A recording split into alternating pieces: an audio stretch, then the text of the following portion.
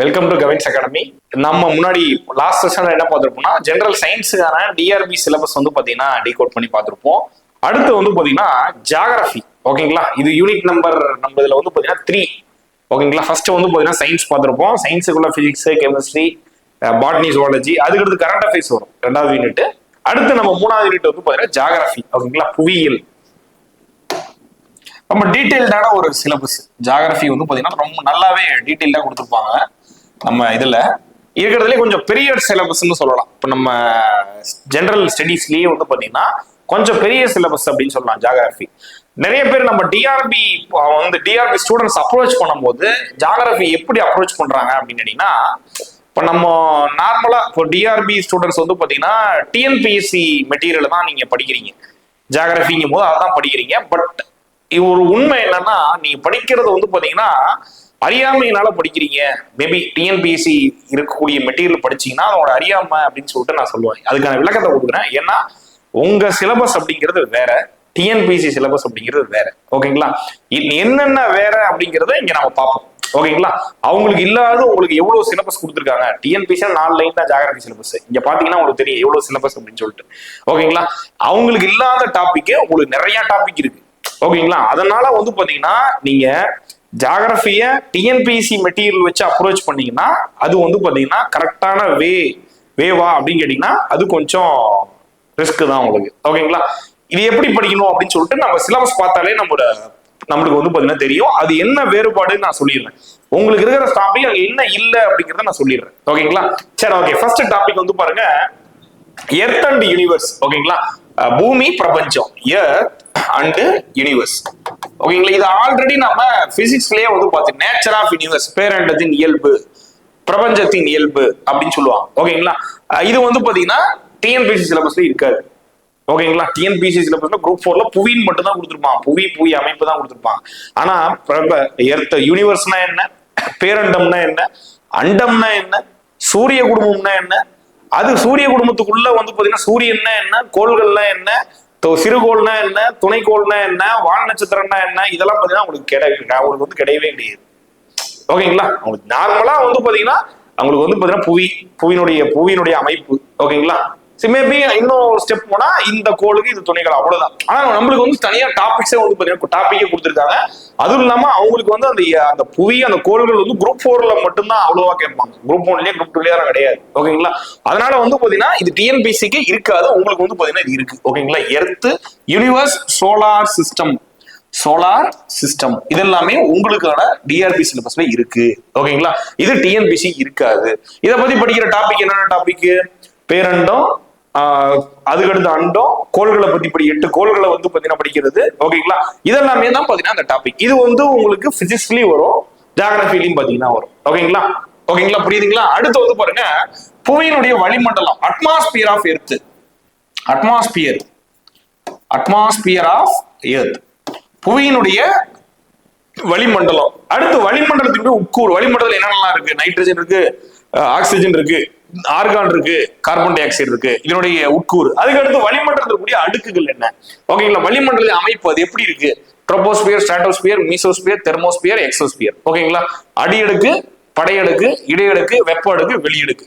இதை பத்தி படிக்கிறது தான் இந்த 3 டாபிக். இங்க பாருங்க, புவியினுடைய வளிமண்டலம்னா என்ன, வளிமண்டலத்தின் காம்போசிஷன் ஆஃப் அட்மாஸ்பியர், வளிமண்டலத்தின் கூறுகள், அதுக்கடுத்து வளிமண்டலத்தின் அமைப்பு, ஸ்ட்ரக்சர் ஆஃப் த அட்மாஸ்பியர், இந்த அட்மாஸ்பியரிக் லேயர்ஸ். ஓகேங்களா, இதெல்லாம் தெரிஞ்சுக்கணும். அடுத்து வந்து பாருங்க, அடுத்த டாபிக் வந்து பாருங்க, இதுவும் சொன்ன மாதிரி இந்த டாபிக்ஸ், இந்த அட்மாஸ்பியரை பார்த்த 3 டாபிக்ஸுமே டிஎன்பிஎஸ்சில கிடையாது. ஓகேங்களா, டிஎன்பிஎஸ்சி சிலபஸ்ல இந்த அட்மாஸ்பியரோ அல்லது பாத்தீங்கன்னா காம்போசிஷன் ஆஃப் அட்மாஸ்பியரோ, ஸ்ட்ரக்சர் ஆஃப் அட்மாஸ்பியரோ டிஎன்பிஎஸ்சி சிலபஸ்ல கிடையாது. ஓகேங்களா, சரி, ஓகே, ஃபைன். அடுத்து வந்து பாருங்க, வெதர், கிளைமேட், மான்சூன், ரெயின்ஃபால். இதுலயே பாத்தீங்கன்னா நிறைய டாபிக் கொடுத்துருக்காங்க பாருங்க. ஃபர்ஸ்ட் ரெயின்ஃபால், மான்சூன், பருவமழை. அடுத்து வந்து பாத்தீங்கன்னா வின்டர் சீசன், சம்மர் சீசன், பருவமழையின் அம்சங்கள், அதாவது ஃபீச்சர் ஆஃப் மான்சூன். ஓகேங்களா, அடுத்து வந்து பாத்தீங்கன்னா ரெயின்ஃபால், மழை பொழிவு, அதுக்கடுத்து வெதர், கிளைமேட். இதெல்லாமே ஒரே டாபிக். நம்ம டிஎன்பிஎஸ்சி சிலபஸ்ல அது எப்படி வரும்னா வெதர், கிளைமேட், மான்சூன், ரெயின்ஃபால் அப்படின்னு சொல்லிட்டு வரும். இங்க வந்து அதை பிரிச்சு கொடுத்துருக்காங்க, வேற ஒண்ணும் இல்லை. அடுத்து பாருங்க, நீர்வள ஆதாரங்கள், வாட்டர் ரிசோர்சஸ். ஓகேங்களா, வாட்டர் ரிசோர்ஸ்னா பாத்தீங்கன்னா ரிசோர்சஸ் என்ன. நெக்ஸ்ட் அதுல பிரைமரியா நம்ம படிக்க போறது ரிவர் சிஸ்டம் ஆஃப் இந்தியா. ஓகேங்களா, ரிவர் சிஸ்டம் ஆஃப் இந்தியா. ஓகேங்களா, ரிவர் சிஸ்டம் ஆஃப் இந்தியா. அடுத்து வந்து பாருங்க சமவெளிகள் பீடபூமிகள். சமவெளிகள் பீடபூமிகள் plains and plateaus. Plains and plateaus. ஓகேங்களா, சமவெளிகள் பீடபூமிகள். அடுத்து பாருங்க சாயில் வெல்த், மண்வளம்.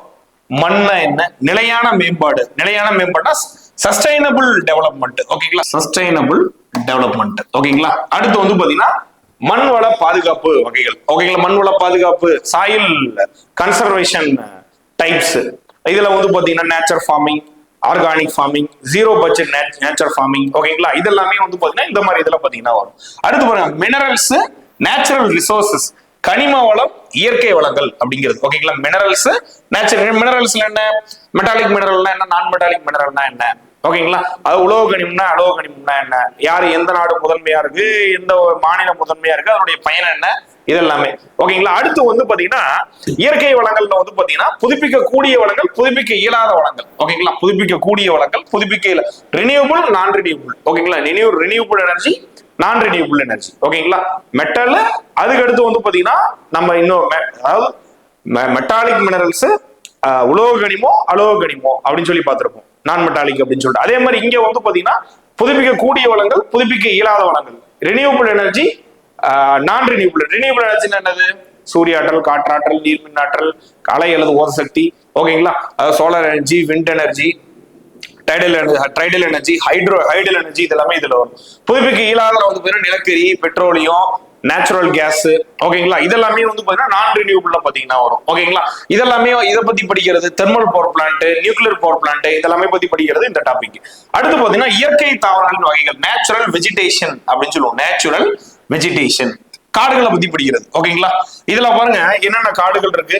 வனவிலங்குகள், ஃபாரஸ்ட் அண்ட் வைல்ட் லைஃப். ஓகேங்களா, இதெல்லாமே பாத்தீங்கன்னா இங்க கொடுத்துருக்காங்க. ஓகேங்களா, ஃபாரஸ்ட், வைல்ட் லைஃப் இது கொடுத்துருக்காங்க. அடுத்து வந்து பாருங்க அக்ரிகல்ச்சர் டாபிக்ஸ், விவசாய முறை, கால்நடைகள், மீன்வளம். ஓகேங்களா, கால்நடைகள், மீன்வளம், அக்ரிகல்ச்சர் சிஸ்டம், கேட்டில்ஸ். அதுக்கு அடுத்து ஃபிஷரிஸ், இதை பத்தி இங்க கொடுத்துருக்காங்க. இதை குறிப்பா பாருங்க, இதுல கீழே கொடுத்துருக்காங்க பாருங்க, தொலை உணர்தல் கால்நடைகள். ஓகேங்களா, கால்நடைகளை பத்தினா இன்னும் அதிகமா டாபிக்ஸ் எல்லாம் இங்க கொடுத்துருப்பாங்க பாருங்க. அதே மாதிரி பாருங்க மீன்வளம், தாவரங்கள், விலங்கினங்கள். அதுக்கு அடுத்து வந்து பாத்தீங்கன்னா தாவர விலங்கு நோய்கள், இது எல்லாமே ஒரே டாபிக். புரியுதுங்களா? கால்நடைக்குள்ளேயே வந்து பாத்தீங்கன்னா நம்ம என்னென்ன பார்க்க போறோம்?